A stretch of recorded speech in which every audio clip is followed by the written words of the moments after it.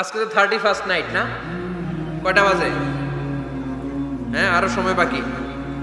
12টা বাজতে বাজতে আরো দেরি অনেক। এখানে পটকা টটকা ফুজায় নাকি? বোমা টোমা কিছু নাই না? মাশাআল্লাহ, সুজানগরের লোক তো খুব আল্লাহওয়ালা দেখি। আল্লাহ কবুল করুক। এই যে নতুন বছরের জন্য প্ল্যান নেন, ঘরটারে কি করে সুখী সমৃদ্ধ বানাবেন। প্রতি মাসের জন্য কয়টা সূরা? 12 মাসে তাহলে কয় সূরা? 12 সূরা। প্রতি সপ্তাহে আপডেট নেবেন, খোঁজ খবর নেবেন, কয় আয়াত হইল তোমার। স্ত্রীর খোঁজ খবর নেবেন, সন্তানের খোঁজ খবর নেবেন, কয় আয়াত হলো। মাস শেষে সবাই সবার কাছ থেকে শুনবেন, ঘরের বরকত বাড়ায় দিবে কে? এরকম ফ্যামিলি আমাদের সবার হোক, আমরা চাই না? হ্যাঁ, স্ত্রী তার স্বামীকে কোরআন তেলাওয়াত করে শোনায়, স্বামী তার স্ত্রীকে কোরআন তেলাওয়াত করে শোনায়, বাবা তার সন্তানকে কোরআন তেলাওয়াত করে শোনায়, সন্তান তার বাবাকে কোরআন তেলাওয়াত করে শোনায়। আপনার ছেলে মেয়েরা যখন কোরআন পড়ে আওয়াজ করে পড়তে বলেন, যাতে ভুল হলে শুধরে দিতে পারেন। এবং প্রতি মাসে যে সূরাটা মুখস্থ করবেন, ওই সূরাটা তাদাব্বুরে কোরআন করতে হবে, অর্থ জানতে হবে। মাতৃভাষায় কোরআনের অর্থ জানার দরকার আছে না নাই? তাহলে ঘরে কোরআন তেলাওয়াত করবেন, ঘরে শান্তি নাই, কারণ কোরআন তেলাওয়াত নাই। তো কোরআনের তেলাওয়াতও নাই, শান্তিও নাই। আল্লাহর হাবিব সাল্লাল্লাহু আলাইহি ওয়াসাল্লাম বলেছেন, সহিহ মুসলিমের হাদিস, লা তাজআলু বুয়ুতাকুম মাকাবিরা, তোমরা তোমাদের ঘরটারে গোরস্থান বানিয়ে রেখো না। ফা ইন্না শাইতানা ইয়ানফিরু মিনাল বাইতিল্লাযী তুকরাউ ফীহি সূরাতুল বাকারা, কারণ শয়তান ওই ঘর থেকে দৌড়ে পালায় যেই ঘরে সূরাতুল বাকারা তেলাওয়াত করা হয়। সুবহানাল্লাহ পড়েন। এজন্য ঘর উদ্বোধনের সময় কোন সূরা পড়তে হয়? সূরা বাকারা। চিল্লায় পড়েন কোন সূরা? আওয়াজ করে পড়েন কোন সূরা? নতুন ঘর করছেন, নতুন দোকান করছেন, নতুন ফ্ল্যাট কিনেছেন, কোন সূরা পড়বেন? সূরাতুল বাকারা। শয়তান ওই ঘরে থাকে না। সহিহ মুসলিমের আরেকটা হাদিসে আল্লাহ রাসূল সাল্লাল্লাহু আলাইহি ওয়াসাল্লাম বলেছেন, ইকরাউ সূরাতাল বাকারা, তোমরা সূরা বাকারা তেলাওয়াত করো। ফা ইন্না আখযাহা বারাকা, যে সূরা বাকারা পড়ে আল্লাহ তাআলা এই ঘরটায় বরকত দেয়। ওয়া তারকাহা হাসারা, আর যে সূরা বাকারা পড়ে না সে খালি আফসোস করে। ওয়ালা ইস্তাতিউহাল বাতালা, কোন জিন, কোন পেতনি, কোন ব্ল্যাক ম্যাজিক, কোন জাদু টোনা বান ওই ঘরের কোন সদস্যকে কোনো ক্ষতি করতে পারে না। আবার সূরা বাকারায় একটা আয়াত আছে, কোরআনের সর্বশ্রেষ্ঠ আয়াত। বলেন তো আয়াতটার নাম কি? আওয়াজ করে বলেন কোন আয়াত? আল্লাহর হাবিব সাল্লাল্লাহু আলাইহি ওয়াসাল্লাম বললেন, মান কারা আয়াতাল কুরসি দুবুরা কুল্লি সালাতিন মাকতুবা, প্রত্যেক ফরজ সালাতের পরে যে ব্যক্তি আয়াতুল কুরসি পড়বে তার জান্নাতে যাওয়ার ব্যাপারে আর কোনো বাধা থাকবে না। একটা মাত্র বাধা ছাড়া, সেটা হচ্ছে মরণ। লোকটা মরে না তাই জান্নাতে যায় না, মরলেই জান্নাতে। আওয়াজ করে পড়েন আল্লাহু আকবার। তাহলে সংসারে শান্তি আনার 5 নাম্বার পদ্ধতি হচ্ছে ঘরে কোরআন তেলাওয়াত করতে হবে। আপনারা উঠতেছেন কেন? অনেক রাত হয়ে গেছে না? শেষ করে দেই। মুনাজাত তুলিয়া হাত তোলেন, আল্লাহুম্মা আমিন। হাত তোলেন, হাত তোলেন।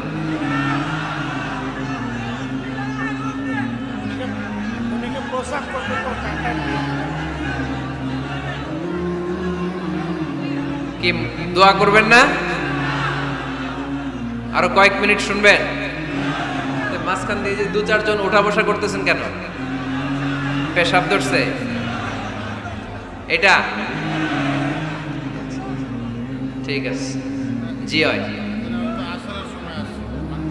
আসরের সময় আসছে? ওরে আল্লাহ রে। মাগরিবের সময় আসছেন কে কে দেখি? এখন বাজে 10টা 40, এতক্ষণ ধরে বসা?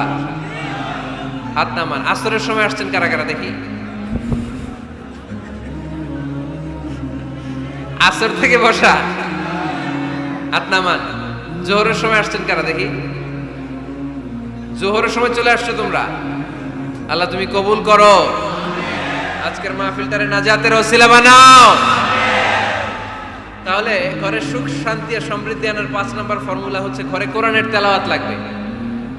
এখন কোরআনের তেলাওয়াত নাই, কোরআন আমরা শিখাতে চাই না, আছে না নাই? আমরা এখন ধর্মপ্রাণ হয়েছি কোরআন ছাড়া। কি ছাড়া?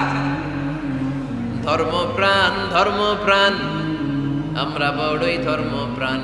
নামাজ রোজার কিছু নাই, ভুলেও ধরি না কোরআন ধর্মপ্রাণ। রোজ সকালে শুনতাম আগে আল কোরআনের বাণী রে, আল কোরআনের বাণী। এখন শুনি সারে গামার দীপ্ত ফ্যান ফেনানি। রোজ সকালে শুনতাম আগে আল কোরআনের বাণী রে, আল কোরআনের বাণী। এখন শুনি সারে গামার দীপ্ত ফ্যান ফেনানি। ধর্মপ্রাণ মুসলমান আজকাল হয়েছে মডার্ন, ধর্মপ্রাণ ধর্মপ্রাণ আমরা বড়ই ধর্মপ্রাণ। নামাজ রোজার কিছু নাই, ভুলেও ধরি না কোরআন ধর্মপ্রাণ। ঠিক কি না? প্রতিদিন কোরআন শিখায় যে তার পকেট যায় ফাঁকা রে, তার পকেট যায় ফাঁকা। সপ্তাহে 2 দিন গান শিখায় যে নেয় তো 1000 টাকা। ধর্মপ্রাণ মুসলমান আজকাল হয়েছে মডার্ন, ধর্মপ্রাণ ধর্মপ্রাণ আমরা বড়ই ধর্মপ্রাণ। নামাজ রোজার কিছু নাই, ভুলেও ধরি না কোরআন ধর্মপ্রাণ। এরকম ধর্মপ্রাণ আমরা কেউ হতে চাই? প্রতিদিন ফজরের পরে আমার ঘর থেকে কোরআন তেলাওয়াত হোক, আমরা চাই কি চাই না? ঘরে সুখ সমৃদ্ধি আর শান্তি আসার মাধ্যম হচ্ছে কোরআন তেলাওয়াত করা। ঘরে কোরআন তেলাওয়াত বাড়ায় দেন, ঘরে শান্তি বাড়ায় দিবে কে? কয়টা গেল? হ্যাঁ 5টা না, শুনতেছে তোমার সাথে। 6 নাম্বার হচ্ছে মাঝে মাঝে বেড়াতে যাবেন, ভাবিরে নিয়ে বেড়াতে যাবেন। পারা যাবে? জি হয়। এই যে আপনাদের এখানে জাফলং আছে না, জাফলং আর কি আছে সিলেটে? মাধবকুণ্ড আর হাকালুকি, সবচেয়ে বড় হাওর বাংলাদেশে। আমি গিয়েছিলাম একবার। এই হাকালুকিতে যে 2 জন হারায় যাবে, 2 জন 2 দিকে। পারা যাবে? যাবেন। আল্লাহ রাসূল সাল্লাল্লাহু আলাইহি ওয়াসাল্লাম যেতেন, স্ত্রীদেরকে নিয়ে মরুভূমিতে বেড়াতে যেতেন, আউটিং এ যান। মাঝে মাঝে ফ্যামিলি ট্যুরে যান। কুল সিরু ফিল আরদ সুম্মা আনজুরু কাইফা কানা আকিবাতুল মুকাজ্জিবিন। জমিনে ঘুরে বেড়াও আর দেখো মিথ্যাবাদীরা পৃথিবীতে কি করেছে আর তাদের সাথে আমি কি আচরণ করেছি। ঠিক কি না? সুযোগ হলে মিশরে যান, ফেরাউনের লাশ দেখে আসেন। কারুনের বাড়িতে যান, ধ্বংসস্তূপ দেখে আসেন। পারলে জর্ডানে যান, মৃত সাগর দেখে আসেন। সমকামিতার কারণে লূত আলাইহিস সালামের কওমের লোকদেরকে আল্লাহ জমিন থেকে উঠিয়ে একটা আঘাত করেছেন জমিনে। ফাজআলনা আলিয়াহা সাফিলাহা, জমিনের উপরের মাটিকে আমি নিচে ঢুকিয়েছি, নিচের মাটিকে আমি উপরে ঢুকিয়েছি। উপর থেকে শিলা আর প্রস্তর বৃষ্টি নাজিল করে পুরো জমিনটারে আমি মেসাকার করে দিয়েছি। ওইখানে এখন ডেড সি, লোহিত সাগর, মৃত সাগর। ওখানে কোনো মাছ জন্মায় না, কোনো কাঁকড়া জন্মায় না, ব্যাঙ জন্মায় না, কিচ্ছু জন্মায় না। লবণের ডেনসিটি, ঘনত্ব এত বেশি, ওখানে কোনো মানুষ ডুবেও না। গজবের জায়গা। সুযোগ হলে দেখে আসেন। টাকা পয়সা ভালো থাকলে সময় হলে প্রায় ফ্যামিলি মেম্বারদেরকে নিয়ে উমরায় যান। কই যাবেন? উমরায় যান। নবদম্পতি যারা বা রিসেন্টলি তোমরা যারা বিয়ে করতে যাচ্ছ, you are going to be a new couple, পারলে তোমাদের হানিমুনটা উমরায় সেরে ফেলো। পারা যাবে না? স্বামী স্ত্রী 2 জনে মিলে মক্কায় চলে যাও, আল্লাহর ইবাদত, আল্লাহর ঘরে সিজদা দিয়ে নতুন জীবনটাকে নতুন ভাবে শুরু করো। বরকত দিবে কে? তাহলে ঘরে বা ফ্যামিলিতে সুখ সমৃদ্ধি নিয়ে আসার 6 নাম্বার মাধ্যম হচ্ছে আউটিং এ যাওয়া, মাঝে মাঝে বেড়াতে যাওয়া। আল্লাহ রাসূল সাল্লাল্লাহু আলাইহি ওয়াসাল্লাম বেড়াতে যেতেন, সফরে স্ত্রীদেরকে নিয়ে যেতেন। সহিহ বুখারীর বর্ণনা, কানা রাসূলুল্লাহ সাল্লাল্লাহু আলাইহি ওয়াসাল্লাম ইযা আরাদা সাফারান আকরা বাইনা আজওয়াজিহি। আল্লাহ রাসূল সফর করলে কোন স্ত্রীকে নিয়ে যাবেন তিনি স্ত্রীদের নাম লিখে লটারি করতেন। সুবহানাল্লাহ নাই? কি করতেন? কোরআ, আরবিতে বলে কোরআ, বাংলায় বলে লটারি। এই লটারি জায়েজ, এই লটারি জায়েজ আছে। স্ত্রীদের নাম লিখে কোরআ করতেন, লটারি। যার নাম আসতো তাকে নিয়ে আল্লাহর হাবিব সাল্লাল্লাহু আলাইহি ওয়াসাল্লাম সফরে বেরিয়ে যেতেন। সফরে স্ত্রীদের সাথে দৌড়াদৌড়ি করতেন। সুবহানাল্লাহ পড়বেন না? আম্মা জান আয়েশা রাদিয়াল্লাহু তাআলা আনহাকে আল্লাহর হাবিব সাল্লাল্লাহু আলাইহি ওয়াসাল্লাম এত ভালোবাসতেন, আল্লাহর হাবিব সাল্লাল্লাহু আলাইহি ওয়াসাল্লাম বলতেন, আয়েশা চলো দৌড়াদৌড়ি করি। ওই যে দেখা যায় খেজুর গাছ, চলো কে কার আগে যেতে পারে। 2 জন দৌড়ালেন। বিয়ের প্রথম দিকে আম্মাজান আয়েশা রাদিয়াল্লাহু তাআলা আনহা ফাস্ট হয়ে গেলেন, কারণ তখন তিনি চিকন ছিলেন, এত মোটা ছিলেন না। আবার অনেক বছর পরে আরেক সফরে যখন আম্মাজান আয়েশা সফরে লটারিতে নাম আসলো, ওই সফরে আবার আল্লাহর হাবিব সাল্লাল্লাহু আলাইহি ওয়াসাল্লাম বললেন, আয়েশা চলো আজকেও দৌড়াদৌড়ি করি। দুইজন দৌড় দিলেন। এবার আর আম্মাজান আয়েশা রাদিয়াল্লাহু তাআলা আনহা জিততে পারলেন না, যেহেতু মোটা হয়ে গেছেন। আল্লাহ রাসূল সাল্লাল্লাহু আলাইহি ওয়াসাল্লাম দৌড়ে গাছ ধরে ফাস্ট হয়ে গেলেন। সুবহানাল্লাহ পড়েন।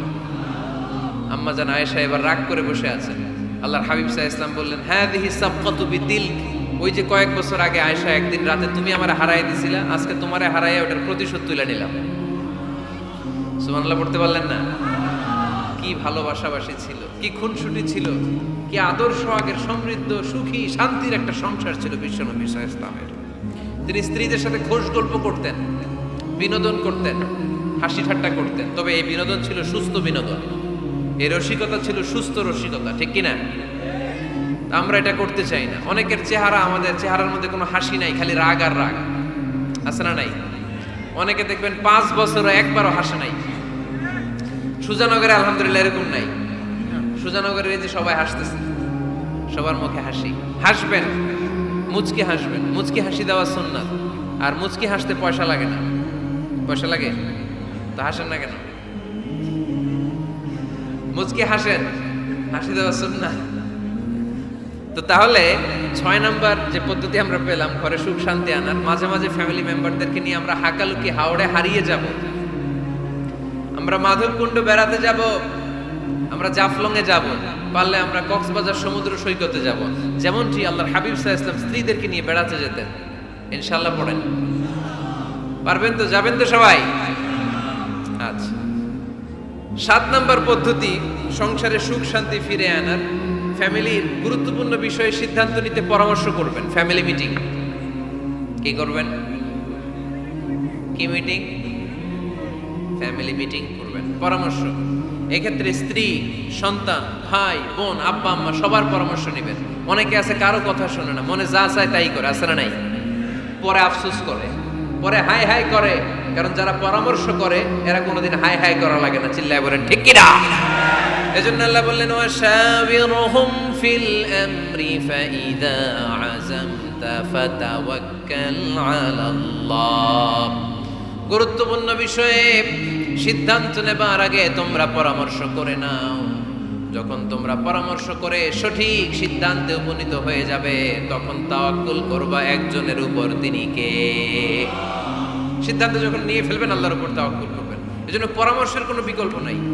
পরামর্শ নেবেন, স্ত্রীদেরও পরামর্শ নেবেন। অনেকে বলে, আরে মেয়ে মানুষ কি পরামর্শ নেবে, আমি তো সব জানি। এরকম আছে না নাই? না, অনেক সময় নারীদের পরামর্শ কাজে লাগে। আমাদের বোনদের মাথায় ভালো ভালো বুদ্ধি আছে না নাই?